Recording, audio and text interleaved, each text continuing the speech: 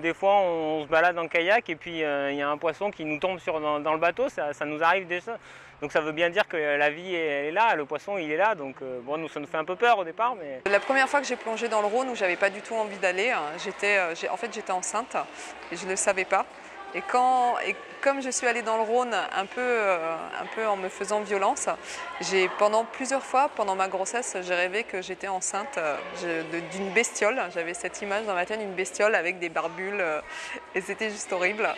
Et à la fin, tout va bien. J'ai eu un bébé magnifique qui a aujourd'hui 10 ans et dans sa légende personnelle, il a vécu pendant 10 ans avec les projets de fouilles sur le Rhône 3, mais dans sa légende personnelle, il a plongé dans le Rhône avec moi et il a plongé sur l'épave.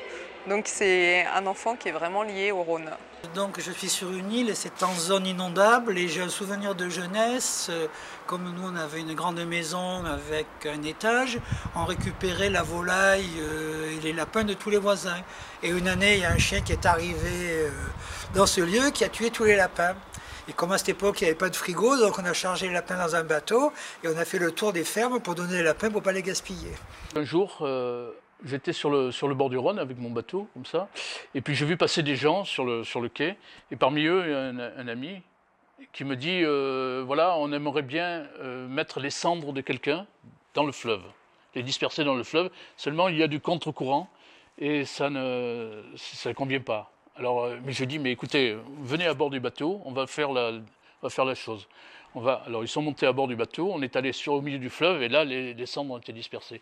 Et donc j'ai eu l'impression de faire comme Caron, le nocher sur le Styx, être finalement celui qui fait passer les âmes. Il y avait des Belges, parce qu'on n'en a pas beaucoup parlé, il y a les Allemands qui sont venus aider à pomper, mais il y avait des Belges. Et les Belges sont arrivés avec un gros camion, ils ont posé un conteneur, c'était une pompe énorme, et il y avait à côté un autre camion qui a déchargé 3 tuyaux énormes. Ils ont branché ça sur la pompe et le camion est parti à 30 à l'heure. Il a déroulé les tuyaux jusque de l'autre côté au port pour vider dans le Rhône. Et à côté de ça, il y avait les pompiers français qui avaient 2 petits tuyaux et qui pompaient avec 2 petits tuyaux.